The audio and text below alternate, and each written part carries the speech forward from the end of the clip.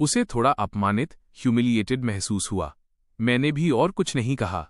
जिस दिन एग्जाम्स खत्म हुए, सेरीना और मैं एक साथ घर गए। सेलेस्ट पहले ही पहुंच चुकी थी। सेरीना कार से उतरी और उसने मुझे सेलेस्ट के पास जाते और उससे बहुत प्यार से बात करते हुए देखा। उस पल सेरीना को अचानक महसूस हुआ कि जब से मैंने उसके पीछे किसी पिल्ले पपी की तरह घूमना बंद किया है, मैं बिल्कुल बदल गया हूं। जैसे मैं चमक रहा हूं और मेरी एकेडमिक परफॉर्मेंस भी बेहतर होती जा रही है।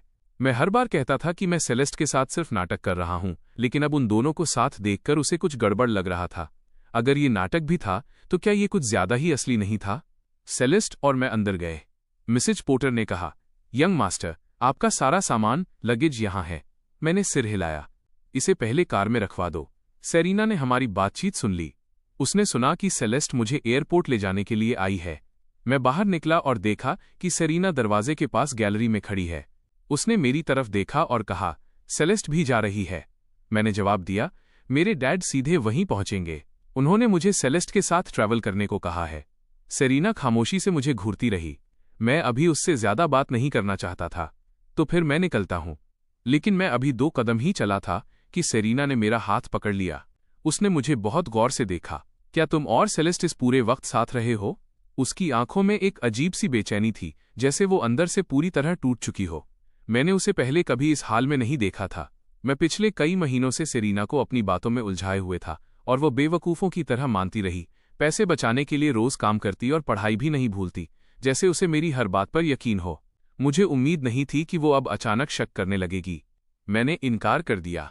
नहीं, ऐसा बिल्कुल नहीं है। सेलेस्ट और मैं अभी भी स्कूल में हैं। हम इतनी जल्दी अपना रिलेशनशिप कैसे कंफर्म कर सकते हैं? बात बस इतनी है कि अगर सेलेस्ट न भी होती, यहां तक कि अगर मैं हमेशा सिंगल भी रहता, तो भी सेरीना और मेरा कोई फ्यूचर नहीं हो सकता था। सेरीना ने मुझे गंभीरता से देखा। मुझे तुम पर यकीन नहीं है नेथन। मुझे बार बार लगता है कि तुम मुझसे झूठ बोल रहे हो। उसके साथ इतने लंबे समय के लिए न्यूयॉर्क जा रहे हो। कौन जानता है तुम दोनों वहां क्या करोगे? मैंने वही पुराना अंदाज अपनाया। मैं उसके साथ क्या कर सकता हूं? तुम वाकई जरूरत से ज्यादा सोच रही हो। सेलेस्ट वैसी लड़की नहीं है जैसा तुम सोचती हो। सेरीना ने मेरा हाथ और जोर से पकड़ा। मैंने अपनी भौहें सिकोड़ी। पहले मुझे छोड़ो। अगर बात करनी है तो करो, इस तरह पकड़ क्यों रही हो? सेरीना ने हाथ नहीं छोड़ा। मैं मानती हूं कि पहले ब्रेंडन के साथ मेरा कुछ था, लेकिन जब से पिछली बार मैंने तुम्हें बताया है, मैं तुम्हारे लिए सीरियस हूं। मैंने जवाब दिया, मैं भी सीरियस हूं। तुम्हें कहाँ लगता है कि मैं सीरियस नहीं हूं? सेरीना बेवकूफ नहीं थी। उसे महसूस हो रहा था कि मेरी बातों में कोई सच्चाई, सिंसेरिटी नहीं है। उसने संजीदगी से कहा, तुम बिल्कुल भी सीरियस नहीं हो। मैं सच में तुम्हारे साथ रहना चाहती हूं और तुमसे शादी करना चाहती हूं। कुछ दिन पहले जब ब्रेंडन मुझे ढूंढते हुए आया था तो मैंने उसे रिजेक्ट कर दिया। उसे ये कहते देख मेरी नजरें ठंडी पड़ गईं।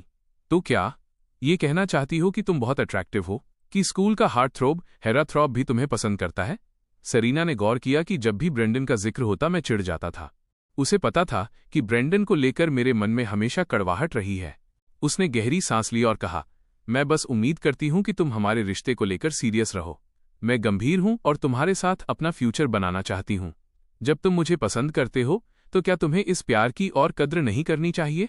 उसे लगा कि इस दौरान उसने काफी अच्छा बर्ताव किया है। उसे समझ नहीं आ रहा था कि मैं और किस बात से असंतुष्ट, डिसैटिस्फाइड हूं कि उसके साथ ऐसा व्यवहार कर रहा हूं। मैंने उसकी दुखी शक्ल देखी और मुस्कुराया। मुझे सेलेस्ट के साथ पढ़ते देख तुम्हें बहुत बुरा लगता है ना? सेरीना की आंखें लाल हो गईं। हाँ, भले ही तुम कहते हो कि ये सिर्फ पढ़ाई है, पर क्या तुम देखते नहीं कि तुम उसके साथ कितने अच्छे से पेश आते हो? जब भी तुम उसे देखते हो तुम्हारी आंखें चमक उठती हैं। मुझे देखते वक्त तुम ऐसे नहीं होते। उस वक्त मैं उसे बहुत ही ठंडी नजरों से देख रहा था, जैसे कोई अजनबी उसे तमाशा करते देख रहा हो। उसे मेरी ये शांत नजरें पसंद नहीं आईं। मैंने अपना दुबला और गोरा हाथ उठाया। मेरे पिता लेकवुड के सबसे अमीर आदमी थे। मैं कभी पैसों की तंगी में नहीं पला, लेकिन अपनी पिछली जिंदगी में जब मैं रोज कचरा बीनता था तब मैंने कैसे दिन गुजारे थे। मेरे हाथ कभी साफ नहीं धुल पाते थे, हमेशा काले और गंदे रहते थे। मेरी उस हालत की वजह सिर्फ ये थी कि मैंने सेरीना से बहुत ज्यादा प्यार किया था। उस पल मेरी उंगली उसके स्वेटर के ऊपर से उसके दिल की तरफ इशारा कर रही थी। मैंने पूछा, क्या यहां दर्द होता है? सेरीना ने मेरा हाथ थाम लिया। नेथन, मेरी आंखों में एक ऐसा टूटा हुआ जज्बात था जिसे वो समझ नहीं पा रही थी। मैंने ठंडेपन से उसकी तरफ देखा। मेरे अंदर का ये हिस्सा भी कभी दुखता था, शायद तुम्हारे दर्द से हजारों गुना ज्यादा। तुम्हारे लिए सब कुछ कुर्बान कर दिया, बदले में सिर्फ तुम्हारे पैरों तले कुचला गया। वो एहसास सेरीना तुम कभी समझ भी नहीं पाओगी। मैं अभी भी तुम्हारे साथ काफी तमीज से पेश आ रहा हूं। तुम बिना किराया दिए मेरे घर में रह रही हो। बस सेलेस्ट के करीब जाने पर तुम्हें मिर्ची लग गई। बर्दाश्त नहीं हो रहा है। लग रहा है कि तुम्हारा गौरव प्राइड आहत हुआ है। खैर, अगर तुम मेरी जगह होती तो शायद अब तक जान दे चुकी होती। सेरीना पलटकर बहस करना चाहती थी। वो कहना चाहती थी कि उसने कुछ नहीं किया। आखिर वो बस ब्रेंडन को पसंद करती थी और मुझसे करीब नहीं होना चाहती थी। वो इसकी सफाई भी दे सकती थी, लेकिन मुझे एक एक शब्द करके उसकी आलोचना, क्रिटिसाइज करते देख उसे समझ नहीं आया कि क्या कहे। जब हम दोनों एक दूसरे के सामने खड़े थे तभी सेलेस्ट सीढ़ियों के ऊपर दिखाई दी। हमें साथ देखकर वो एक पल के लिए रुकी, खासकर तब जब उसने मेरी उंगली सेरीना के सीने की तरफ और सेरीना को मेरा हाथ थामे देखा। उन दोनों का रिश्ता बहुत करीब इंटीमेट लग रहा था। सेलेस्ट तुरंत मुड़ी और वहां से चली गई। मैंने झटका देकर सेरीना का हाथ छुड़ाया। बेरुखी से कहा, अगर तुम्हें पसंद नहीं है तो दरवाज़ा वहीं है, तुम कभी भी जा सकती हो। मैं अब पहले जैसा नहीं था कि उसके पीछे भागूं और उसे जाने न दूं। इतना कहकर मैं नीचे चला गया। सेलेस्ट दरवाजे पर खड़ी थी। मैंने मुस्कुराकर उसके पास जाकर कहा, चलो। सेलेस्ट ने मुझे देखा और पूछा, क्या तुम ठीक हो? मैंने गहरी सांस ली। मैं ठीक हूं। सेलेस्ट ने देखा कि मैं अभी बात नहीं करना चाहता तो उसने और कुछ नहीं पूछा। मैं कार में बैठने ही वाला था कि अचानक किसी ने मेरा हाथ जोर से पकड़ लिया। वो सेरीना थी जो मेरे पीछे भागते हुए आई थी। उसने मेरा हाथ पकड़कर कहा, नेथन, उसके साथ मत जाओ। उसे देखकर मुझे तुरंत गुस्सा आ गया। तुम कितनी परेशान करने वाली एनॉइंग हो, तुम्हें पता है। मुझे अपना आपा खोते देख सेरीना गिड़गिड़ाने लगी। मुझे पता है मुझसे गलती हुई है। मैं तुम्हें अब और गुस्सा नहीं दिलाऊंगी। प्लीज रुक जाओ। चलो साथ में न्यू ईयर मनाते हैं। मैं तुम्हारे साथ बहुत अच्छे से रहूंगी। उसे नहीं पता था क्यों, पर उसे लग रहा था कि अगर मैं चला गया तो उसे दूसरा मौका कभी नहीं मिलेगा। सेलेस्ट हमारे बगल में खड़ी थी। सेरीना को वहां देख उसकी भौहें तन गईं। सच तो यह है कि मेरे और सेरीना के मामलों में वो हमेशा धैर्य पेशेंट रखती थी। इससे पहले कि मैं कुछ बोल पाता, सेलेस्ट एक कदम आगे बढ़ी। हाथ छोड़ो। वो हमेशा शांत रहने वाली लड़की थी। अब उसे मेरे लिए स्टैंड लेते देख मैं भी थोड़ा हैरान था। उसे बोलता देख सेरीना ने सेलेस्ट की तरफ चिढ़कर देखा। उसने उसे बिल्कुल भाव फेस नहीं दिया। मैं नेथन से बात कर रही हूं, तुम्हें इससे क्या? सेलेस्ट ने ठंडे स्वर में कहा। मैंने कहा, हाथ छोड़ो। सेरीना ने उकसाते हुए ठंडी हंसी हंसी। और अगर मैं ना छोड़ूं तो क्या तुम मुझे मारोगी या कुछ और? उसे यकीन नहीं था कि सेलेस्ट उस पर हाथ उठाने की हिम्मत करेगी, खासकर मेरे सामने। असल में अगर वो उसे मारती तो अच्छा ही होता, तब मैं देख पाता कि क्या मैं अब भी सेलेस्ट के साथ रहना चाहता हूं। जैसे ही सेरीना ने अपनी बात पूरी की, सेलेस्ट ने उसे सीधे एक किक मारी जिससे वो उड़ती हुई दरवाजे से जा टकराई। पर सेरीना ने हार नहीं मानी। जहां चोट लगी थी उस जगह को पकड़े हुए उसने अपनी बात जारी रखी।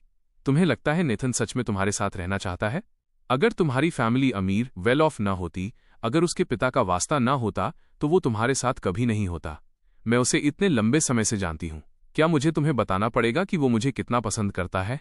पहले जब भी तुम आती थीं, क्या वो तुम्हें भगा नहीं देता था?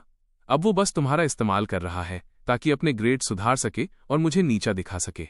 बस इतनी सी बात है। तुम्हें लगता है तुम इस काबिल हो कि यहां खड़ी होकर उसकी तरफ से बोलो?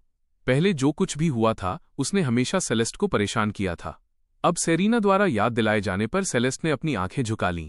नेथन तुम्हारी जागीर पोजेशन नहीं है। भले ही वो तुम्हें पसंद करता हो, पर उसके मामलों में दखल देने वाली तुम कोई नहीं होती। सेरीना मुस्कुराई। तो तुम मानती हो कि वो मुझे पसंद करता है ना? जाहिर है कि वो पिट चुकी थी और उसे चोट लगी थी, फिर भी वो सेलेस्ट को ऐसे उकसा रही थी जैसे वो जीत गई हो। तभी चटाक उसके चेहरे पर एक जोरदार थप्पड़ पड़ा। आसपास के सब लोग सन्न रह गए। उसे थप्पड़ मारने वाला कोई और नहीं बल्कि मैं था। मेरी भौहें गुस्से से तनी हुई थीं। सेरीना, क्या मैंने तुम्हें बहुत ज्यादा ढील फेस दे दी है? सेरीना ने मुझे गुस्से में देखा। मेरा आपा खो चुका था। नेथन, मैंने उसे बीच में ही काट दिया। तुम सेलेस्ट के सामने ये सब बातें कहने के काबिल नहीं हो। अगर तुम अब भी चाहती हो कि मेरे पिता कॉलेज तक तुम्हारा खर्चा उठाएं, तो अपनी जबान संभालो और अपनी औकात प्लेस में रहो। मेरा चेहरा बिल्कुल गंभीर था। मैं अब पहले जैसा नहीं था जो उसके पीछे पीछे घूमता और उसकी हर बात मानता था। मैं फिर से वही पहुंच से बाहर रहने वाला यंग मास्टर बन गया था जैसा हम पहली बार मिले तब था। उसने मुझे देखा। पूरा क्रेन परिवार वहां मौजूद था। सेरीना को एक जोकर क्लाउन जैसा महसूस हुआ। मेरे रवैये ने साफ कर दिया था कि मैं सेलेस्ट की तरफ हूं। सेरीना को नजरअंदाज करते हुए मैं मुड़ा और सेलेस्ट से कहा, चलो। पूरा रास्ता बहुत शांत था। सेलेस्ट बिना कुछ कहे मेरे बगल में बैठी थी। वो नाखुश लग रही थी।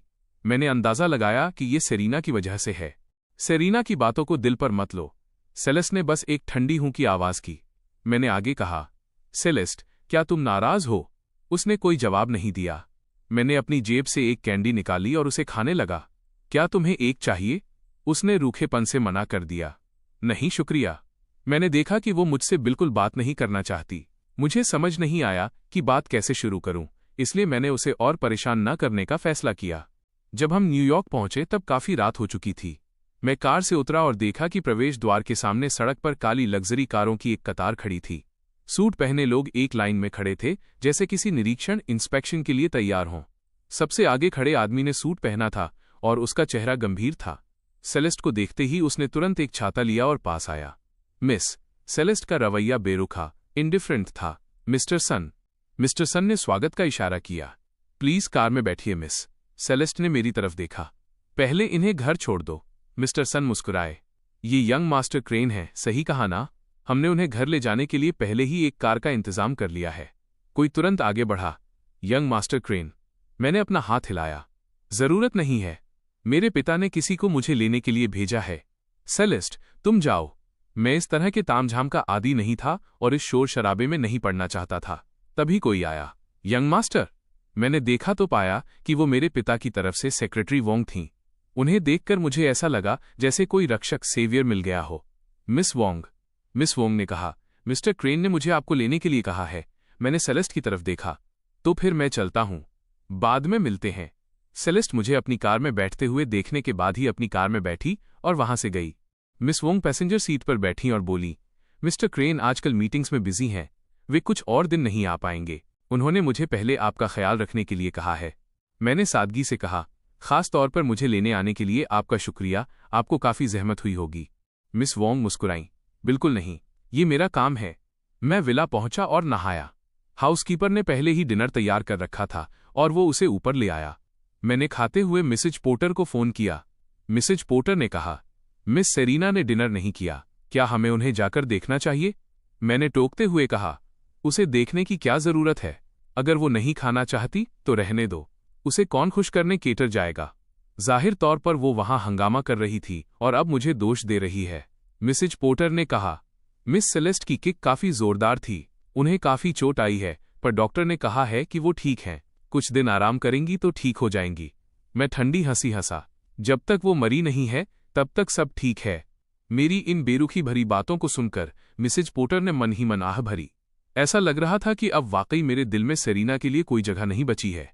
मिसेज पोर्टर से बात करने के बाद मैंने फोन रखा और सेलेस्ट को इंस्टाग्राम पर मैसेज भेजा, क्या तुम पहुंच गई? मुझे नहीं पता था कि वो क्या कर रही है। मुझे थोड़ा डर था कि वो अब भी मुझसे नाराज है। सेरीना ने जो कहा था वो वाकई काफी कड़वा था। सेलेस्ट ने यकीनन कोई जवाब नहीं दिया। ऐसा लगता था कि उसे इंस्टाग्राम इस्तेमाल करना पसंद नहीं है। मैंने एक और टेक्स्ट मैसेज भेजा, फिर भी कोई जवाब नहीं आया। फिर मैं सो गया। आने से पहले मैंने अपने असिस्टेंट से घर देखने, हाउस व्यूइंग्स का शेड्यूल बनवाया था। आजकल मेरी दिलचस्पी सिर्फ रियल एस्टेट खरीदने में थी। कॉन्ट्रैक्ट साइन करने के बाद मैंने समय देखा और महसूस किया कि सेलेस्ट और मेरा 2 दिनों से कोई संपर्क नहीं हुआ है। अपनी पिछली जिंदगी में मैंने न्यूयॉर्क में सेलेस्ट के मामलों की कभी परवाह नहीं की थी, सिवाय उस वक्त के जब मैं मरने वाला था और उसने मुझे याद रखा था। मैं उसके बारे में ज्यादा नहीं जानता था। न्यूयॉर्क जैसी इस अनजान जगह पर आकर मुझे अचानक एहसास हुआ कि अगर मैं सेलेस्ट से मिलना भी चाहूं तो मुझे नहीं पता कि कहाँ जाना है। तभी मिस वोंग का फोन आया कि मेरे अंकल मुझसे मिलना चाहते हैं। तो मेरी माँ न्यूयॉर्क से थी, लेकिन मेरी याद में मेरे अंकल का मेरे परिवार के साथ ज्यादा मेलजोल नहीं था। पहले हम छुट्टियों में 1-2 बार मिल लेते थे, लेकिन बाद में हमने खास मौकों पर भी जाना बंद कर दिया था। अब चूंकि मैं न्यूयॉर्क में था और अंकल मिलना चाहते थे, तो जाहिर है मुझे जाना ही था। शिष्टाचार को नजरअंदाज नहीं किया जा सकता था। एस्टेट के गेट पर ड्राइवर ने दरवाजा खोला। मैं कार से उतरा और जैसे ही मैंने एस्टेट में कदम रखा, मैंने सेलेस्ट को देखा। काले कपड़ों में 2 लोग उसके पीछे चल रहे थे। मुझे उम्मीद नहीं थी कि वो यहां मिल जाएगी। मैं उसके पीछे भागा। सेलेस्ट मुड़ी और उसने मुझे देखा। उसकी आमतौर पर ठंडी रहने वाली आंखों में एक पल के लिए नरमी आई। उसने अपने साथ वाले उन 2 लोगों से कुछ कहा और वे आगे चले गए। मैं उसके पास पहुंचा। यहां तुमसे मिलना क्या इत्तेफाक है? सेलेस्ट ने खामोशी से मुझे देखा। मैंने उसका ठंडा भाव देखा। क्या तुम बिजी हो? तो फिर मैं तुम्हें परेशान नहीं करूंगा। मैं मानता हूं कि मैं इस बात को लेकर काफी फिक्रमंद था कि वो यहाँ क्या कर रही है, लेकिन उसकी बेरुखी देख मेरा हौसला जवाब दे गया। पहले मैं सेरीना का पालतू कुत्ता बना हुआ था, अब मैं सेलेस्ट का पालतू कुत्ता बन जाऊंगा। मैंने मना कर दिया। जैसे ही मैं मुड़ा, सेलेस्ट ने मेरा हाथ पकड़ लिया। मैंने उसकी तरफ देखा। क्या तुम नाराज नहीं हो? उसने मेरे सवाल का सीधा जवाब नहीं दिया, बल्कि पूछा, क्या तुमने खाना खाया? मैंने सिर हिलाया, अभी नहीं। सारा दिन बिजी था, यहाँ अंकल के साथ डिनर पर मिलना था। क्या तुम आना चाहोगी या तुम्हें कुछ और काम है? सेलेस्ट ने कहा, बिजी नहीं हूं। मैंने उसकी तरफ देखा। तो चलो मेरे साथ खाना खाओ। सेलेस्ट मान गई। मैं उसे डिनर के लिए ले गया। मेरे अंकल अभी तक नहीं आए थे। हम वीआईपी रूम में बैठ गए। आखिरकार मुझे उस दिन के बारे में उससे बात करने का मौका मिला। क्या तुम मुझे इग्नोर करने का प्लान बना रही थी? सेलेस्ट ने मुझे देखा। उसकी आंखों में मेरा अक्स था। मैं थोड़ी नाखुश हूं। क्यों? ये पहली बार था जब मैंने उसे खुद को नाखुश कहते सुना था। सेलेस्ट ने अपना मुंह खोला। उसकी आंखों में थोड़ा अकेलापन था। मुझे बस ऐसा महसूस होता है कि तुम मुझे पसंद नहीं करते। ये सुनकर मेरा दिल पसीज गया। मैंने सेलेस्ट की तरफ देखा। तुम्हें ऐसा क्यों लगा? मैं उसे बहुत पसंद करता हूं। अगर मुझे इस बात की चिंता नहीं होती कि बहुत ज्यादा आगे बढ़ने से सेलेस्ट डर जाएगी, जो कि अभी बहुत मासूम थी, तो मैं खुद को इतना रोककर नहीं रखता। उसने अपनी बात जारी रखी। तुम्हारे ग्रेड्स अब बहुत अच्छे हो गए हैं। जब रिजल्ट्स आ जाएंगे तो क्या तुम तब भी मेरी परवाह करोगे? वह दबे स्वर में अपनी भावनाओं का इजहार कर रही थी। उसे इस तरह देख मेरी आंखों के किनारे धीरे धीरे लाल होने लगे। वो कितनी शानदार लड़की थी, फिर भी मेरे सामने उसे चिंता थी कि मैं उसे पसंद नहीं करता। वहीं दूसरी तरफ सेरीना थी, जो हर मामले में सेलेस्ट से कमतर थी, फिर भी इतनी कॉन्फिडेंट थी जैसे मैं उसके बिना जी ही नहीं सकता। मैंने कहा, तुम्हारी नजरों में क्या मैं इतना बेरहम हूं कि तुम्हारा इस्तेमाल करूंगा और फिर तुम्हें छोड़ दूंगा? सेलेस्ट ने आखिरकार मेरी तरफ देखा। उस दिन तुम और सेरीना के सामने और उसके सामने मेरा बर्ताव बिल्कुल अलग था। ऐसा लगा जैसे उस पल सेलेस्ट को अचानक एहसास हुआ कि चाहे जो भी हो, वो मेरे लिए सेरीना से ज्यादा जरूरी कभी नहीं हो पाएगी। मैंने सेलेस्ट को बोलते सुना और पूछा, क्या तुम इसी वजह से नाराज थी? सेलेस्ट ने सादगी से कहा, तुम मेरे सामने कभी गुस्सा नहीं करते। मैं मुस्कुराया। तुम्हारा मतलब है कि तुम मुझे गुस्सा होते देखना चाहती हो? पर अगर मैं तुम पर गुस्सा हुआ और तुम डरकर भाग गई तो? वो ऐसी दिख रही थी जैसे किसी भी वक्त भाग सकती है। सेलेस्ट ने मेरे सवाल का सीधा जवाब नहीं दिया, बल्कि कहा, मैं पिछले 2 दिनों से घर पर हूं। मैंने फिक्र के साथ पूछा, क्या तुम घर पर खुश नहीं हो? क्या वे तुम्हें परेशान कर रहे हैं? असल में मैं काफी उत्सुक था। वो हमेशा अपने अंकल के यहाँ क्यों रहती थी? क्या उसके पिता उसके साथ अच्छा बर्ताव नहीं करते थे? मैंने सुना था कि उसकी माँ का देहांत जल्दी हो गया था और घर में एक सौतेली माँ थी। हालांकि मेरी कोई सौतेली माँ नहीं थी, पर मैंने ऐसे परिवार पहले देखे थे। सेलेस्ट ने मना किया, नहीं, मेरे पिता और सौतेली माँ मेरे साथ बहुत अच्छा बर्ताव करते हैं, बहुत तमीज से।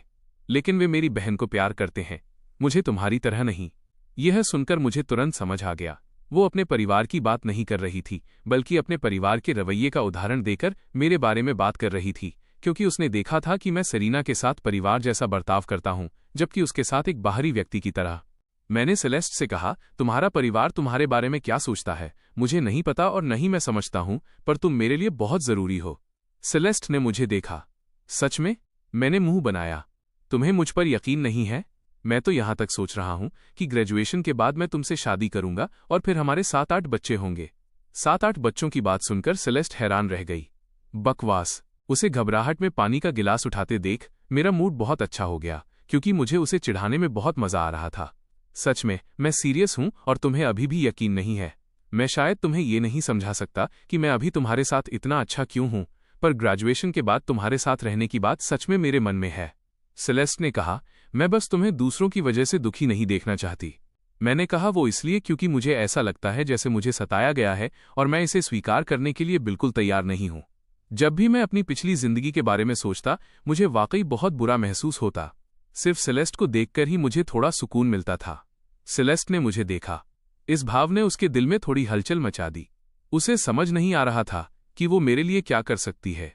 मैंने उसकी तरफ देखा और कहा, खैर चाहे जो भी हो, भले ही मेरे ग्रेड्स और अच्छे हो जाएं, पर वैसा बिल्कुल नहीं होगा जैसा सेरीना ने कहा था कि मैं तुम्हारा इस्तेमाल कर रहा हूं। मैं उसके साथ तो कभी नहीं रहूंगा। हालांकि वो नहीं जानती थी कि मैं सच बोल रहा हूं या नहीं, पर उसे सांत्वना देने के लिए मेरा ये सब कहना ही सेलेस्ट को बहुत खुश कर गया। पिछले 2 दिनों से उसके दिल में जो बेचैनी थी वो दूर हो गई। मैंने उसकी तरफ देखा। वैसे भी मैंने अपने दिल में तुम्हें चुन लिया है। अगर तुम्हें बाद में कोई ऐतराज न हो तो चलो शादी कर लेते हैं।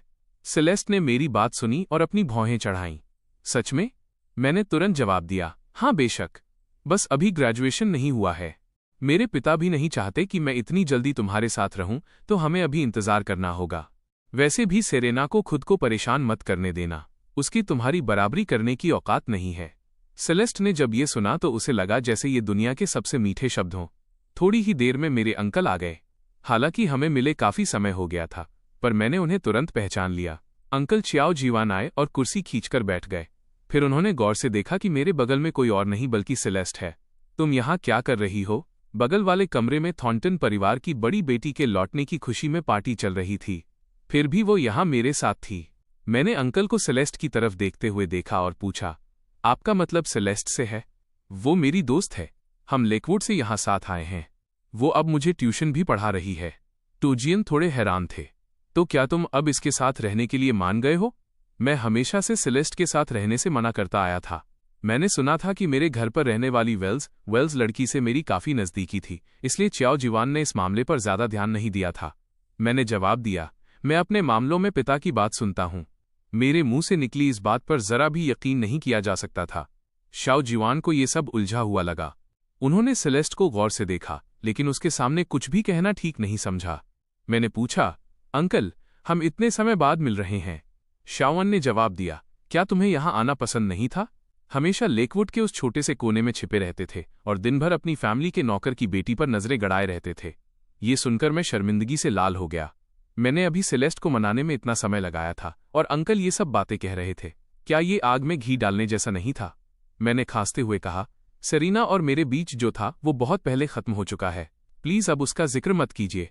अंकल चियाओ जीवान बोले, इतनी अच्छी चीज खत्म क्यों हो गई? क्या तुम जवान लोगों का कोई झगड़ा हुआ है?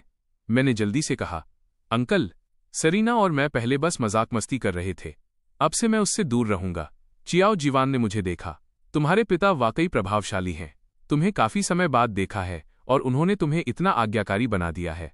सेलेस्ट को पहले ही थोड़ा शक था, क्योंकि सेरीना ने भी कहा था कि मैं उसके साथ सिर्फ इसलिए हूं ताकि उसे ट्यूशन पढ़ाने के लिए झांसे में ले सकूं। सेलेस्ट को इस पर यकीन नहीं करना चाहिए था। मैंने तुरंत कहा, ये वही है जो मैं चाहता था। मैं अब सेरीना को पसंद नहीं करता। इसका मेरे पिता से कोई लेना देना नहीं है। इतना कहने के बाद मैंने सेलेस्ट को खाना परोसा। थोड़ा ये खाओ। अब और नाराज मत हो। मुझे उसके साथ टकराव पसंद नहीं है और मैं सेलेस्ट को नाखुश भी नहीं देखना चाहता। किस्मत से उसी समय शावान का फोन बजा। उन्होंने जवाब दिया, मिस्टर चियाओ, थॉर्नटन परिवार की दूसरी बेटी हंगामा कर रही है। वो कह रही है कि अगर आप नहीं आए तो वो इस जगह को तहस नहस कर देगी। ये सुनकर चियाओ जीवान ने अपनी भौहें सिकोड़ी और अपने सामने बैठी थॉर्नटन परिवार की बड़ी बेटी पर नजर डाली। बड़ी बेटी ने अभी तक कुछ नहीं कहा था और वो दूसरी वाली पहले ही हंगामा शुरू कर चुकी थी। ये रिसोर्ट होटल चियाओ जीवान का ही था। इस मोड़ पर उन्हें खड़ा होना पड़ा और मुझसे कहा, होटल का कुछ काम है, अंकल को इसे संभालना होगा, तुम पहले खा लो। अपने अंकल को जाते देख मैंने आखिरकार राहत की सांस ली और सेलेस्ट से कहा, मैं अपने अंकल से बहुत समय बाद मिला हूं। उन्हें मेरी स्थिति के बारे में कुछ नहीं पता। उनकी बातों पर ध्यान मत दो।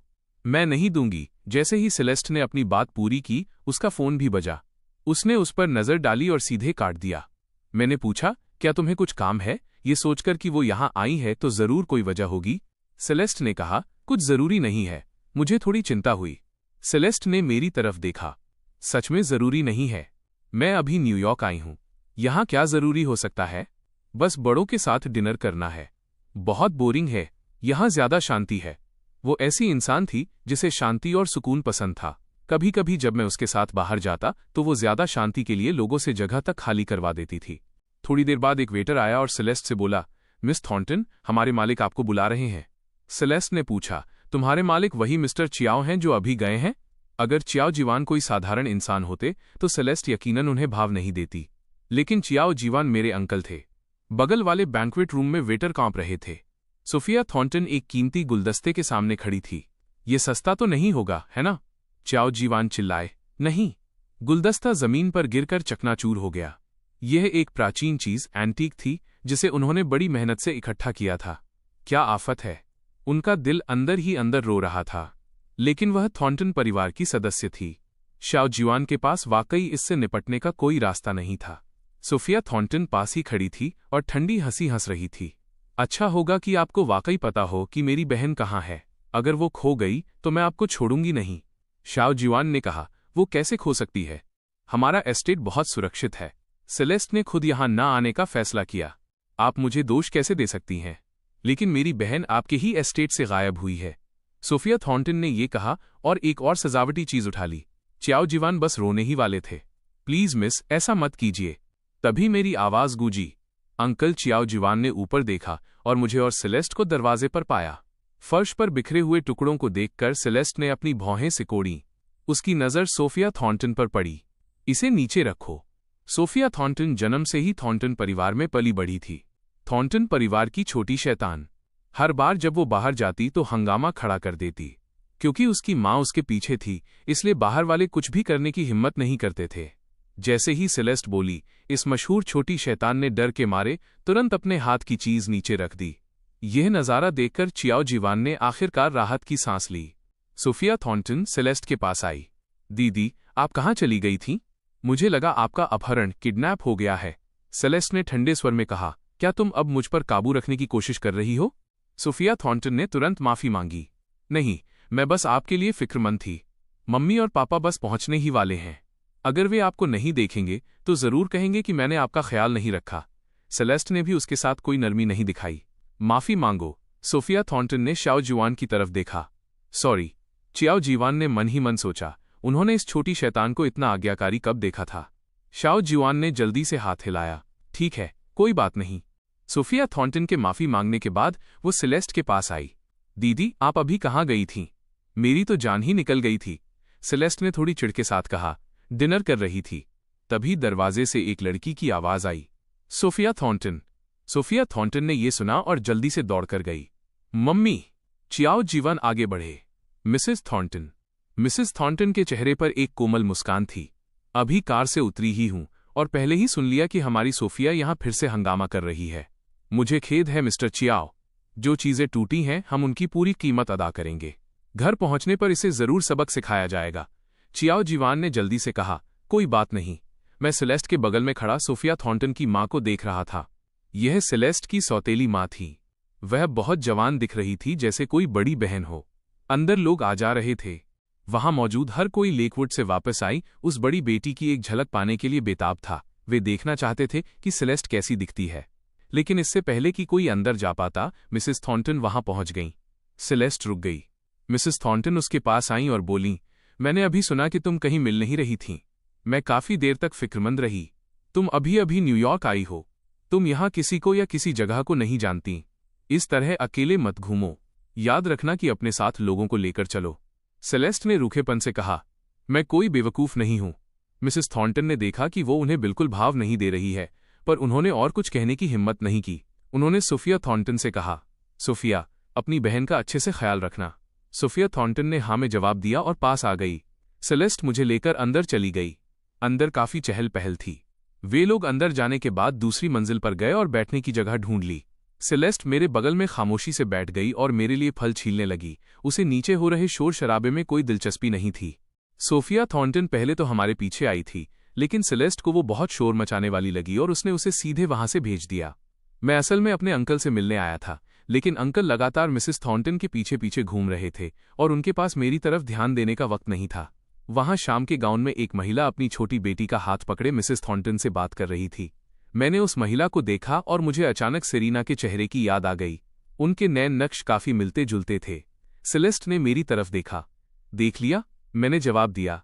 काफी रौनक है। ये सब तुम्हारी वजह से आए हैं। सेलेस्ट बेअसर दिखी। मेरी वजह से नहीं, ये सब बस तमाशा देखना चाहते हैं। और वो तमाशा मैं हूं। मैंने सेलेस्ट की तरफ देखा। तुम्हारे पिता क्या करते हैं? वे काफी प्रभावशाली हैं। यहां सेलिब्रिटीज के अलावा सबसे अमीर लोग और कुछ बड़े अधिकारी भी आए हैं। सेलेस्ट ने कहा। पता नहीं, वो उनके बारे में बात नहीं करना चाहती थी। काफी इंतजार के बाद आखिरकार मेरे अंकल का काम खत्म हुआ। वे ऊपर आए और बोले, नथन, अंकल तुम्हें घर छोड़ देंगे। जल्दी वापस जाकर आराम करो। मैंने जवाब दिया, अभी? क्या ये बहुत जल्दी नहीं है? चियाओ जिवान का फैसला अटल था। अंकल तुम्हें घर छोड़ रहे हैं। मुझे सेलेस्ट से कहना पड़ा, तो मैं चलता हूं। मेरे अंकल बुला रहे हैं। शायद उन्हें मुझसे कुछ कहना है। सेलेस्ट ने मुझे देखा। मैंने उसे देखकर मुस्कुराते हुए कहा, मैं तुम्हें याद करूंगा। सेलेस्ट मुझे जाते हुए देखती रही, उसकी आंखों में नरमी आ गई। मैं अपने अंकल के पीछे नीचे गया और इत्तेफाक से वही महिला दिखी जो सेरीना जैसी लग रही थी। उसने चियाओ जीवान को ग्रीट किया, मिस्टर चाओ, मिसेज लिन, अगर आपको बुरा न लगे तो क्या मैं मिस्टर चाओ का बिजनेस कार्ड ले सकती हूँ? शाओ जुयन ने सिर हिलाया। बेशक। शाओ जुयन खुद मुझे कार चलाकर घर छोड़ने गए। रास्ते में मैं पैसेंजर सीट पर बैठा शाओ जुयन से पूछ रहा था, जिसने अभी आपको ग्रीट किया था वो कौन थी? जुयन ने जवाब दिया, उनका परिवार लॉजिस्टिक्स के बिजनेस में है। उनके पति का मेरे साथ कुछ बिजनेस का लेन देन है। तुम उन्हें क्यों जानते हो? मैंने फिर पूछा, उनका सरनेम क्या है? चियाओ जुयन ने बताया, शियाओ।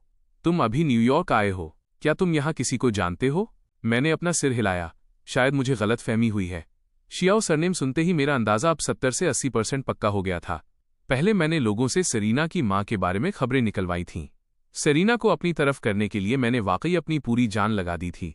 अपनी पिछली जिंदगी में मैंने सच में सेरेना की मां को ढूंढने में उसकी मदद की थी।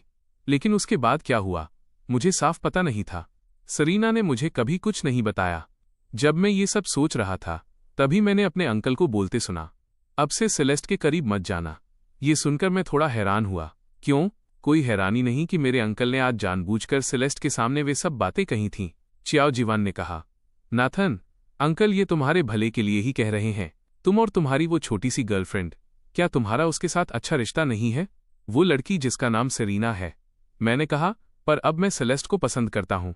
इसके अलावा मेरे पिता चाहते हैं कि मैं सेलेस्ट के साथ रहूं। आपको ये पसंद क्यों नहीं है? शाओ जुयन ने कहा, मुझे नहीं पता तुम्हारे पिता क्या सोच रहे हैं, पर मैं नहीं चाहता कि तुम उसके साथ रहो। अगर तुम्हारी माँ जिंदा होती तो शायद वे भी नहीं चाहती कि तुम थॉर्नटन परिवार की बेटी से शादी करो। अपनी माँ का जिक्र सुनते ही मैं चुप हो गया। चियाओ जीवान ने मुझे गेट पर छोड़ा और अंदर नहीं आए। वे बस कार में बैठे रहे और बोले, मेरी बात सुनो, अब सेलेस्ट के करीब मत जाना। बस लेकवुड में ही रहो। जिसे पसंद करते हो उसे ढूंढो और शादी कर लो। हमारे परिवार में पैसों की कोई कमी नहीं है। इस तरह थॉर्नटन परिवार से जुड़कर ऊंचाइयां छूने की कोई जरूरत नहीं है। मैं गेट पर खड़ा रहा और अंकल से कहा, अंकल संभलकर गाड़ी चलाइएगा। मुझे पता था अंकल अचानक मुझे घर क्यों ले जाना चाहते थे। तो बात यह थी कि वे मुझे और सेलेस्ट को बहुत करीब आते नहीं देखना चाहते थे। चूंकि मैं न्यूयॉर्क में था, मिसेज पोर्टर ने सबको छुट्टी दे दी थी। सेरीना अपने घर वापस चली गई थी। उस शाम मिस्टर वेल्स अपनी शिफ्ट बदलकर घर आए। सेरीना को अकेला देख उन्होंने पूछा, तुम वापस क्यों आ गई? अब क्रेन हाउस में नहीं रह रही हो? सेरीना का मूड खराब था, उसका चेहरा सख्त था। नेथन न्यूयॉर्क गया है। क्रेन हाउस में अब कोई नहीं है। मिस्टर वेल्स को हैरानी हुई, अगर वो न्यूयॉर्क गया तो तुम्हें साथ क्यों नहीं ले गया? सेरीना ने अपने पिता की बात को नजरअंदाज कर दिया। वह अपने कमरे में गई और दरवाजा बंद कर लिया। उसे मेरी एक बार कही बात याद आई, मैं आजकल तुम्हारी माँ के बारे में खबरें ढूंढवा रहा हूँ। अगर कोई खबर मिली तो मैं सबसे पहले तुम्हें बताऊंगा। जब वो पहले मेरे साथ थी तो उसे मेरी दी हुई दूसरी चीजों में इतनी दिलचस्पी नहीं थी, लेकिन ये एक ऐसी बात थी जिसमें उसे सबसे ज्यादा दिलचस्पी थी। उसे बस ये नहीं पता था कि मैं न्यूयॉर्क गया हूं तो मुझे अब भी उसकी स्थिति याद है या नहीं। ये सोचकर कि मैंने सेलेस्ट की वजह से उसे मारा था, सेरीना को अपने दिल में बस गुस्सा महसूस हो रहा था। वह गुस्सा किसी भी तरह शांत नहीं हो रहा था। तभी ब्रैंडन का एक मैसेज आया, सेरीना, क्या न्यूयॉर्क में मजा आ रहा है? ब्रैंडन की ये बात सेरीना के जख्मों पर नमक छिड़कने जैसी थी। उसने भी मेरा स्टेटस अपडेट देख लिया था। ब्रैंडन ने मान लिया था कि वो न्यूयॉर्क गई है और यहाँ वो अपने छोटे से घर में छिपी बैठी थी। सेरीना ने ब्रैंडन के मैसेज का भी कोई जवाब नहीं दिया। अगले दिन मैं अभी सोकर उठा भी नहीं था जब हाउसकीपर ने आकर बताया, यंग मास्टर मिस सेलेस्ट यहाँ आई हैं। मैं ऊपर से नीचे आया और सेलेस्ट को लिविंग रूम की खिड़की के पास खड़ा देखा। मैं अंगड़ाई लेते हुए उसके पीछे जाकर खड़ा हुआ। बर्फ गिर रही है। उसने मुझे देखा। मुझे पजामे में नीचे आते देख उसने पूछा, अभी तक सोकर नहीं उठे? मैंने सेलेस्ट की तरफ देखा। मेरा इरादा और सोने का था, पर सुना कि तुम यहाँ हो तो मैं नीचे आ गया। तुम अचानक यहाँ कैसे आ गई? सेलेस्ट ने कहा, मैं फ्री थी इसलिए तुमसे मिलने आ गई। इसके अलावा वहाँ घर पर वैसे भी कुछ मजेदार नहीं था। पिछले कुछ दिनों से हर कोई बस उसी सेलेस्ट के इर्द गिर्द घूम रहा था और वो वहां से निकल नहीं पा रही थी। थॉर्नटन हाउस के माहौल के मुकाबले सेलेस्ट अभी भी मेरे यहाँ रहना ज्यादा पसंद करती थी। मैं मुस्कुराया। फिर खाना खाने के बाद स्कीइंग चलते हैं। सेलेस्ट के साथ कुछ दिन बिताकर मैं बहुत खुश था। न्यू ईयर से 2 दिन पहले रिचर्ड क्रेन वापस आ गए। मैं और सेलेस्ट जैसे ही दरवाजे से अंदर आए, मेरे पिता सोफे पर बैठे थे। उनके साथ सेलेस्ट की सौतेली माँ भी थीं। मिसेस थॉर्नटन ने मुझे देखा और मुस्कुराईं। क्या ये मिस्टर क्रेन के बेटे हैं? बहुत हैंडसम है। मैंने उनकी तरफ देखा। हम पिछली बार मिल चुके थे, लेकिन वो ऐसे नाटक कर रही थी जैसे मुझे जानती ही न हो। मैंने कहा, मुझे आपको क्या कहकर बुलाना चाहिए? रिचर्ड क्रेन बोले, इन्हें आंटी कहो। ये सेलेस्ट की सौतेली माँ हैं। इस वक्त उन्हें यहां देख सेलेस्ट ने पूछा, आंटी, आप यहां क्यों हैं? मिसेस थॉर्नटन मुस्कुराईं। तुम्हारे पिता आज रात वापस आ जाएंगे। मैं तुम्हें लेने आई हूं। तुम पिछले कुछ दिनों से घर नहीं आई हो, हमेशा बाहर ही रहती हो। ये सब कैसे चलेगा? सेलेस्ट ने जवाब दिया, मैं यहां ठीक हूं। मिसेस थॉर्नटन मुस्कुराईं। मुझे पता है तुम्हारा और यंग मास्टर क्रेन का रिश्ता अच्छा है, लेकिन तुम रोज साथ तो नहीं रह सकती, है ना? घर आने के बाद तुम उनसे कभी भी मिल सकती हो। सेलेस्ट को याद आया कि वो यहाँ कई दिनों से थी, और इसके अलावा थॉर्नटन परिवार ने खुद किसी को उसे लेने भेजा था। अब वापस न जाना मुमकिन नहीं था। उसने मुझसे कहा, तो मैं चलती हूं। मैंने सिर हिलाया। मिसेस थॉर्नटन सेलेस्ट को ले गईं और मैं सोफे पे बैठ गया। रिचर्ड क्रेन ने मेरी तरफ देखा। तुम कहाँ मजे करने गए थे? मैंने कहा, स्कीइंग करने गए थे, बहुत मजा आया। रिचर्ड क्रेन ने मुझसे पूछा, मैंने सुना है जब से तुम यहां आए हो तुमने काफी प्रॉपर्टीज खरीदी हैं। मैं मुस्कुराया और जवाब दिया, सोचा खाली समय है तो जाकर देख लूं। रिचर्ड क्रेन भी मुस्कुराए। तुम्हें आजकल प्रॉपर्टी और जमीन खरीदने का इतना जुनून क्यों सवार है? अगर तुम्हारे बाप के पास सेविंग्स नहीं होती तो तुम सब उड़ा चुके होते। मैंने रिचर्ड क्रेन से कहा, चिंता मत करो डैड, मैं पैसे फालतू खर्च नहीं कर रहा हूं। बस 2 साल और रुकिए, फिर आप देखेंगे कि न्यूयॉर्क में प्रॉपर्टी खरीदना कितना सही फैसला था। दोबारा जन्म लेने रीबॉर्न के बाद मैं बस पैसा कमाना चाहता था। रिचर्ड क्रेन ने मुझे इतने गंभीर होकर विश्लेषण करते देखा तो बोले, ठीक है, अगर तुम्हें ये पसंद है तो ठीक है। मैंने अपनी बात जारी रखी, और वो शख्स जो पिछली बार फोन बनाता था, क्या वो आपके पास इन्वेस्टमेंट के लिए नहीं आया था? मुझे लगता है आपको मान जाना चाहिए, वो भविष्य में जरूर पैसे कमाएगा। वो इंसान आगे चलकर फोन इंडस्ट्री में चमकने वाला था, और मैं नहीं चाहता था कि मेरे पिता ये मौका गंवा दे। रिचर्ड क्रेन मुस्कुराए और सिर हिलाया। चूंकि मेरे बेटे ने कहा है तो मैं तुम्हारी बात रखूंगा। उसने सच में मुझे कुछ दिन पहले फोन किया था। अगले दिन मेरे पिता मुझे मेरी माँ से मिलवाने ले गए। मैं इतने सालों से न्यूयॉर्क नहीं आया था और मेरी माँ यहीं दफन थी। रिचर्ड क्रेन ने मेरी माँ की कब्र पर फूलों का गुलदस्ता रखा और उन्हें मेरे हाल के बारे में बताया कि मैं अब बड़ा हो गया हूँ, मेरे ग्रेड सुधर गए हैं, मैं समझदार हो गया हूँ और सेलेस्ट के साथ मेरा रिश्ता अब अच्छा है। मैं उनके बगल में खड़ा कब्र के पत्थर पर लगी अपनी माँ की फोटो देख रहा था। मैं काफी हद तक अपनी माँ जैसा दिखता था, बस बचपन की बातें मुझे बिल्कुल याद नहीं थीं। पहाड़ से नीचे उतरते समय मैंने कार में पिता से पूछा, डैड, माँ न्यूयॉर्क में क्यों दफन है जबकि हम लेकवुड में रहते हैं? रिचर्ड क्रेन ने जवाब दिया, तुम्हारी माँ असल में लेकवुड शिफ्ट होना चाहती थीं। तुम्हारे मम्मी पापा कुछ समय लेकवुड में रहे भी थे, लेकिन बाद में वो बीमार पड़ गईं और मैं उन्हें इलाज के लिए यहाँ वापस ले आया, इसलिए उन्हें वापस नहीं ले जा सका। उस समय मैं बहुत छोटा था, हालांकि मुझे इसकी कोई याद नहीं थी, फिर भी माँ का जिक्र होने पर मेरी आंखों में आंसू आने लगे। रिचर्ड क्रेन ने आगे पूछा, सेलेस्ट के साथ आजकल कैसा चल रहा है? मैंने कहा, बहुत अच्छा डैड। ग्रेजुएशन के बाद मैं उससे शादी करना चाहता हूँ, लेकिन कुछ दिन पहले जब मैं अंकल से मिला तो उन्होंने कहा कि मुझे सेलेस्ट के साथ नहीं रहना चाहिए। क्या आप जानते हैं क्यों? रिचर्ड क्रेन ने आह भरी। तुम और सेलेस्ट के पैदा होने से पहले ही सगाई तय हो गई थी। ये तुम्हारी माँ की भी इच्छा थी, वरना मैं तुम्हें थॉर्नटन परिवार की बेटी से शादी करने के लिए नहीं कहता। उस साल की घटनाओं को जब भी रिचर्ड क्रेन याद करते उनके दिल में डर बैठ जाता।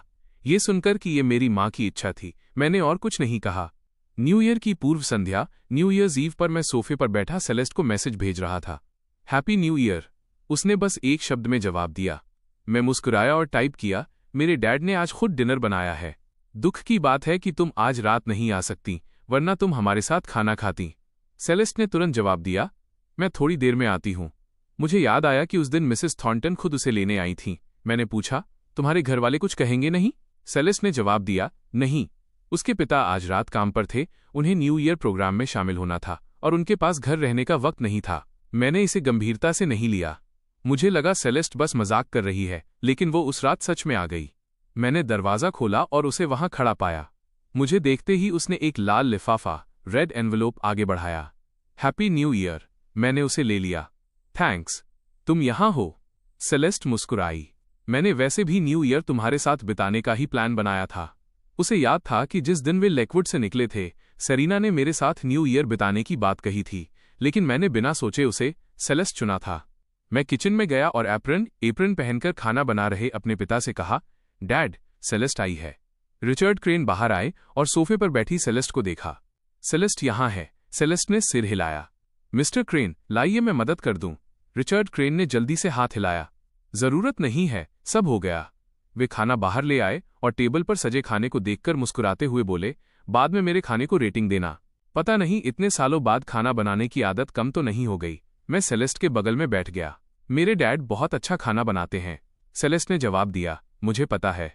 मैंने हैरानी से सेलेस्ट की तरफ देखा। तुमने पहले भी खाया है? सेलेस्ट ने मुझे देखा। ये देखकर कि मुझे कुछ भी याद नहीं है, उसने कुछ सफाई नहीं दी। एक समय था जब वो क्रेन हाउस में रही थी और रिचर्ड क्रेन हमेशा उनके लिए खुद खाना बनाते थे। बाहर वे भले ही बॉस थे, लेकिन घर पर वे बिल्कुल सादगी से रहते थे। फिर रिचर्ड क्रेन ने हमें बुलाया। ठीक है, चलो खाना खाते हैं। मेरे लिए ये न्यू ईयर बाकी सालों से बिल्कुल अलग था, क्योंकि मेरी पिछली जिंदगी में मैंने न्यू ईयर बिना पिता के एक किराए के कमरे में अकेले छिपकर बिताया था। पिछली जिंदगी में बिना परिवार के, बिना किसी अपने के और बिना किसी ऐसे इंसान के जिसे मैं पसंद करता हूं, मैंने अकेलेपन और बीमारी को झेला था।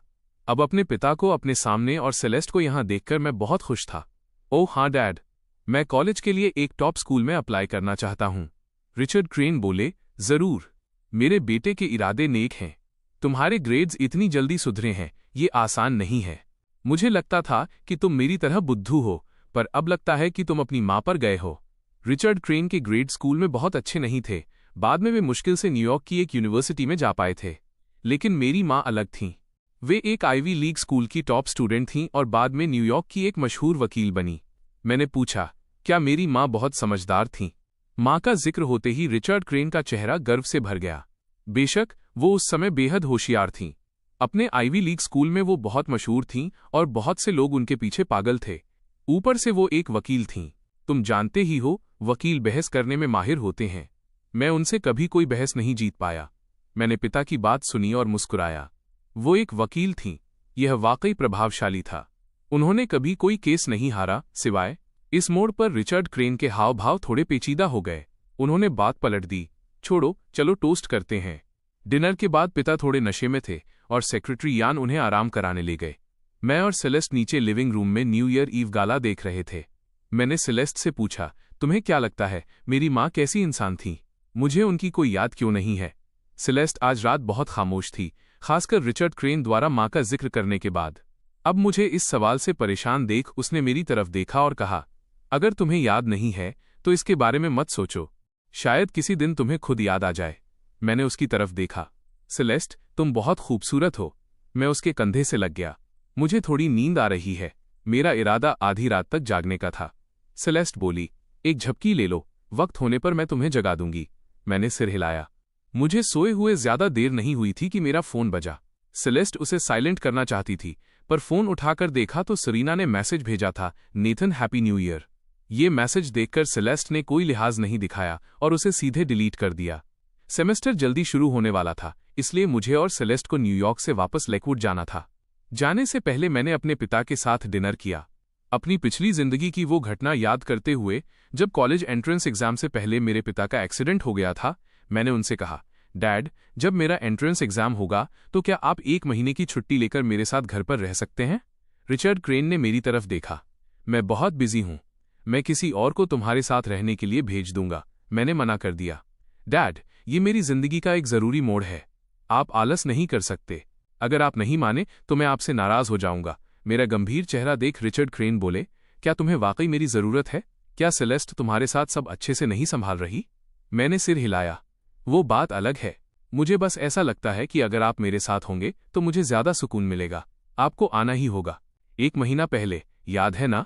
अगर आप नहीं आए तो मैं आपसे नाराज हो जाऊंगा। मैं बस किसी तरह अपने पिता की तकदीर बदलना चाहता था। मेरी मिन्नतें सुनकर वे मान गए। मैं और सेलेस्ट साथ में लेकवुड वापस आ गए। जैसे ही मैं कार से उतरा, मुझे सरीना दिखी। मुझे लगा था कि पिछली बार जो हुआ उसके बाद मेरे और सरीना के बीच सब खत्म हो गया है। उम्मीद नहीं थी कि वापस आते ही वो दिख जाएगी। शुक्र है कि सेलेस्ट यहां नहीं थी। वो एयरपोर्ट से सीधे थॉर्नटन एस्टेट चली गई थी, वरना सरीना को देखकर वो फिर नाखुश हो जाती। सरीना ने अपना हाथ आगे बढ़ाया। मैंने पूछा, ये क्या कर रही हो? उसने बहुत ही कोमल नजरों से मुझे देखा। बहुत दिनों बाद मिले, क्या तुम्हें मेरी याद नहीं आई?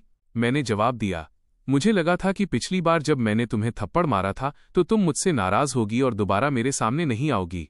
तुम्हारा मिजाज तो बहुत तेज हुआ करता था। सरीना बोली, मैंने तुम्हें परेशान किया था। मैंने पहले जो किया उसके मुकाबले अगर तुम मुझे और मारो तो भी मैं सह लूंगी। उसका माफी मांगने का अंदाजा बहुत अच्छा था। उसके इस सच्चे रूप को देखकर मैं हैरान था कि क्या कभी ऐसा दिन भी आ सकता है जब वो अपनी गलतियों पर इतना गहरा पछतावा करेगी। मैं सोफे पर बैठ गया। सेरीना पास आई। मैं तुम्हारा रिपोर्ट कार्ड लाई हूं क्योंकि तुम जल्दी न्यूयॉर्क चले गए थे और अपने ग्रेड्स लेने नहीं जा पाए। सेरेना ने मेरे लिए उन्हें कलेक्ट किया था। उसकी बात सुनकर मैंने रिपोर्ट कार्ड पर नजर डाली। तुमने इस सेमेस्टर में काफी सुधार किया है। अगर सेलेस्ट तुम्हें ट्यूशन पढ़ाती रही तो टॉप स्कूल में एडमिशन मिलना कोई बड़ी बात नहीं होगी। मैं अपनी क्लास के टॉप 20 स्टूडेंट्स में आ चुका था। ये एक ऐसा रिजल्ट था जिसकी सेरीना ने कभी कल्पना भी नहीं की थी। आखिर उसकी नजरों में तो मैं एक बुद्धू था। ये सोचकर कि वो पहले मेरे बारे में ऐसा सोचती थी, मेरा नाराज होना लाजमी था। सेरीना इतनी अच्छी खबर लाई थी तो मैंने भी सहज होकर पूछा, और तुम्हारा क्या हुआ? तुमने कैसा परफॉर्म किया? ये मत कहना कि तुमने सेलेस्ट को भी पीछे छोड़ दिया है। ये सुनते ही सेरीना का चेहरा उतर गया। उसने पछतावे के साथ कहा, तुम उसके साथ पढ़ते हो, तुम्हें उसकी काबिलियत पता होगी। मुझे तो समझ ही नहीं आता कि वो पढ़ती कैसे है। अगर वो अपनी पढ़ाई के तरीके शेयर कर सके तो बहुत अच्छा होगा। उसे सीखने के प्रति इतना विनम्र देख मैंने कहा, वो असल में ज्यादा कुछ नहीं पढ़ती। ये सुनकर सेरीना के चेहरे का भाव और बिगड़ गया। मैं खड़ा हो गया।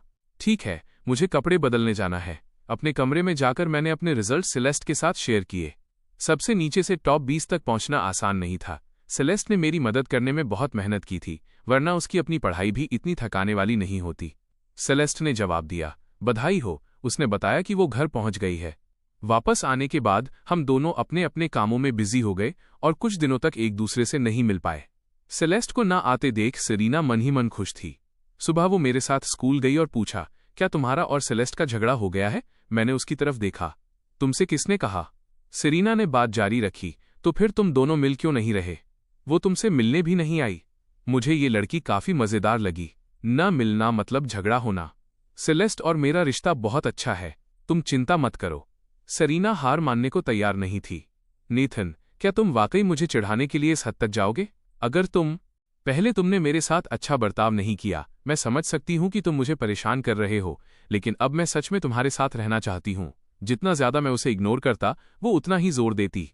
उसे यकीन नहीं हो रहा था कि इतने समय का हमारा रिश्ता सेलेस्ट इतनी आसानी से खत्म कर देगी। मैंने सेरीना की तरफ देखा। क्या पूरी विंटर वेकेशन में तुमने यही जवाब सोचा है? सेरीना बोली, मैं वाकई खुद में सुधार कर रही हूं। मैं मुस्कुराया। खैर, क्रेन परिवार की दौलत पाने के लिए तुम काफी मेहनत कर रही हो। उसकी आंखें इस वक्त बहुत सच्ची लग रही थीं। अगर मैं पहले से नहीं जानता कि वो कैसी इंसान है तो शायद मैं धोखे में आ जाता। सेरीना ने मेरी बात सुनी और दुख भरे चेहरे के साथ मुझे देखा। तुम्हारी नजरों में मेरे लिए यही सोच है? क्या मैं वैसी इंसान हूं? मैंने तुम्हें अपना पूरा दिल दे दिया और तुम्हें लगता है कि मैं क्रेन परिवार की दौलत के पीछे हूं? मैं अपनी हंसी नहीं रोक पाया। तो फिर तुम कैसी इंसान हो? सेरीना चिढ़ गई। लगता है तुम्हें वाकई मुझ पर यकीन नहीं है। मैंने मैसेज चेक करने के लिए अपना फोन उठा लिया। खुद को इस तरह नजरअंदाज होता देख सेरीना को बहुत बेइज्जती महसूस हुई। नेथन, मैं तुमसे बात कर रही हूं, मैंने बेरुखी से कहा। मैंने सुन लिया। सेरीना और भी ज्यादा भड़क गई। क्या तुम्हें जरा भी खुशी नहीं हो रही? मैंने सेरीना की तरफ देखा, जैसे उसकी बातों से उलझन में हूं। किस बात की खुशी? इस बात की कि तुम मुझे पसंद करती हो। क्या तुम्हारी पसंद वाकई इतनी कीमती है? अगर ब्रैंडन उसे इग्नोर नहीं कर रहा होता तो क्या वो मेरी खुशामद करती? सेरीना के लिए मेरी आंखों में दिख रही बेरुखी सबसे बड़ा मजाक था। जो इंसान पहले उसे पसंद करता था, अब वही उसकी बात सुनकर बिल्कुल प्रभावित नहीं था, बल्कि उसे ये सब मजेदार लग रहा था। थोड़ी देर में हम स्कूल पहुंच गए। मैंने कहा, कार से उतरो। सेरेना ने दरवाजा खोला और उतर गई। मेरी बातों की वजह से वो बहुत गुस्से में थी। वो मेरे लिए नहीं रुकी और सीधे स्कूल के अंदर चली गई। मैं कार से उतरा और उसे जाते हुए देखा। मुझे थोड़ा अजीब लगा कि वो अब भी नखरे दिखा रही है। सेरीना स्कूल के अंदर गई और उसने ब्रैंडन को गेट पर खड़े इधर उधर देखते हुए पाया। ब्रैंडन ने उसे देखा और ग्रीट किया। पूरे एक सेमेस्टर के बाद ब्रैंडन को देख सेरीना का चेहरा सख्त था। ब्रैंडन ने उसे ब्रेकफास्ट ऑफर किया। अभी खरीदा है। सेरेना ने उसकी बात ठुकरा दी। मैं खा चुकी हूं। मेरी बातों से चिड़ी होने के कारण वो कुछ भी निगलने की हालत में नहीं थी। ब्रैंडन ने देखा कि उसका मूड खराब है और पूछा, क्या हुआ? किसने तुम्हें नाराज किया? सेरीना ने अपने होंठ भींचे और क्लास की तरफ चल दी। वो इस बारे में बात नहीं करना चाहती थी। ब्रैंडन उसके साथ चलने लगा। क्या नेथन वापस आ गया है? वे रिपोर्ट कार्ड लेते वक्त मिले थे, इसलिए ब्रैंडन जानता था। सेरीना मेरे साथ न्यूयॉर्क नहीं गई थी। विंटर ब्रेक के दौरान ब्रैंडन ने उसे कई बार बाहर बुलाया था, पर वो कभी नहीं गई। वो बस मेरे और सेलेस्ट के बारे में सोचकर न्यूयॉर्क में परेशान रही। पहले उसे फर्क नहीं पड़ता था क्योंकि वो जानती थी कि मैं हमेशा वहीं रहूंगा, उसे छोड़कर कहीं नहीं जाऊंगा। अब उसे फर्क पड़ रहा था क्योंकि उसे एहसास हुआ कि अगर उसने अपनी सावधानी जरा भी कम की तो मैं किसी और के साथ चला जाऊंगा। सेरीना बोली, वो वापस आ गया है। ब्रैंडन ने पूछा, क्या तुम उसके साथ नहीं गई थी? सेरीना ने रूखेपन से कहा, वो मेरे पीछे ही है। उसका ऐसा चेहरा देख ब्रैंडन ने पूछा, क्या तुम्हारा झगड़ा हुआ है? उसे थोड़ी ढील दो। क्या तुम्हें लगता है कि वो मेरी तरह है जो तुम्हारी हर बात बर्दाश्त करेगा? वो और ब्रैंडन एक जैसी स्थिति में थे, इसलिए ब्रैंडन के सामने उसे हीन भावना महसूस नहीं होती थी। मेरा पैदा किया हुआ गुस्सा ब्रैंडन की बातों से काफी शांत हो गया। सेरीना ने बताया कि वह सेलेस्ट के साथ न्यूयॉर्क गया था। ब्रैंडन को सेरीना के लिए बुरा लगा। सेरीना, तुम बहुत बेचारी हो। सेरीना ने आह भरी। वह कह रहा है कि मुझे एग्जाम में सेलेस्ट से ज्यादा नंबर लाने होंगे, तभी वो मेरे साथ रहेगा, वरना वो कहता है कि मैं उसके लायक नहीं हूं। इन बातों को सोचकर सेरीना वाकई गुस्से में थी। उसे समझ नहीं आ रहा था कि वो किससे शिकायत करे। उसके लिए ब्रैंडन अपनी बात कहने के लिए एक अच्छा इंसान था। सेरीना की बात सुनकर ब्रैंडन को भी ये अनुचित लगा। क्या वो पागल हो गया है? क्या उसे सच में लगता है कि वह कोई बहुत बड़ी तोप है? सेलेस्ट का बैकग्राउंड क्या है और तुम्हारा क्या है? सेलेस्ट जैसे अमीर बच्चों के पास बचपन से ही ऐसे रिसोर्सेज होते हैं जिनसे हम मुकाबला नहीं कर सकते। क्या सेलेस्ट से बेहतर स्कोर करना इतना आसान है? ब्रैंडन को अपने मन की बात कहते सुन सेरीना ने आह भरी। खैर, मैं उसके लायक नहीं हूं। अब से मैं उससे दूर रहूंगी। ब्रैंडन ने उसे देखा। सेरीना, तुम बहुत बेचारी हो। तुम्हें नेथन की तरफ धकेलने में मेरी ही गलती है। और वो ऐसा इंसान निकला। एक तरफ तो वो रोज तुम्हारे साथ स्कूल आता जाता है ताकि सबको लगे कि तुम उसकी पालतू हो, और दूसरी तरफ इतना घमंड दिखाता है। मुझसे भी अब ये बर्दाश्त नहीं हो रहा। सेरीना कुछ नहीं बोली। ब्रैंडन थोड़ी देर खामोश रहा, फिर पूछा, उसके और सेलेस्ट के बीच क्या चल रहा है? इतने समय बाद सेलेस्ट को उसकी सारी चालबाजियों के बारे में पता चल गया होगा, है ना? सेरीना ने बताया कि सेलेस्ट पिछले कुछ दिनों से उससे मिलने नहीं आई है। उस दिन वो अकेला ही वापस आया था। शायद उनके बीच अनबन हो गई है। ब्रैंडन ने सेरीना के लिए एक चाल सोची। तो फिर अभी उस पर ध्यान मत दो। तुम उसके साथ जितना अच्छा बर्ताव करोगी, उसे उतना ही लगेगा कि तुम उसके बिना नहीं रह सकती, और वो उतना ही घमंड दिखाएगा। बस पहले की तरह कुछ दिन उसके साथ बेरुखी दिखाओ, वो पक्का बेचैन हो जाएगा। सेरीना को भी यही लगा। हालांकि वो मेरे साथ अच्छा बर्ताव करना चाहती थी, पर इसका मतलब ये नहीं था कि वो बिना किसी वजह के मेरी खुशामद करती रहे। ब्रेक के दौरान ब्रैंडन जानबूझकर मेरे सामने सेरीना के पास गया और उससे बातें करने लगा, पर मुझे कोई फर्क नहीं पड़ा। ये देखकर कि मेरा कोई रिएक्शन नहीं है, ब्रैंडन थोड़ा चिढ़ गया और खुद मुझसे बात करने आया। नेथन, तुम्हारा न्यूयॉर्क का ट्रिप कैसा रहा? मैंने शांति से जवाब दिया, काफी मजेदार था। दुख की बात है कि तुम नहीं जा पाए। ब्रैंडन ने फिर पूछा, क्या तुम सेलेस्ट के साथ गए थे? ब्रैंडन के मुंह से सेलेस्ट का नाम सुनकर आसपास के लोग मेरी तरफ देखने लगे। मैंने कहा, हाँ, सही कहा। सेलेस्ट के साथ मेरे रिश्ते को छिपाने की कोई जरूरत नहीं थी। सामने बैठे एक लड़के ने मजाक में कहा, सेलेस्ट ने अभी तक तुम्हें डंप नहीं किया? मुझे पता था कि ये लोग क्या सोच रहे हैं। मैंने सादगी से कहा, नहीं, वो मुझे बहुत पसंद करती है। ब्रैंडो ने सेरेना की तरफदारी करते हुए कहा, तो फिर सेरेना का क्या? तुम रोज उसे अपने पीछे घुमाते हो। क्या ये बहुत ज्यादा नहीं है? सबके सामने ब्रैंडन को इतना सीधा सवाल पूछते देख मैं एक पल के लिए ठिठक गया। अगर मुझे सही से याद है तो वो वही था जिसने सबसे पहले सेरीना को मेरी तरफ धकेला था। जब सेरीना ने मना किया था तो उसने उसे धमकाया भी था।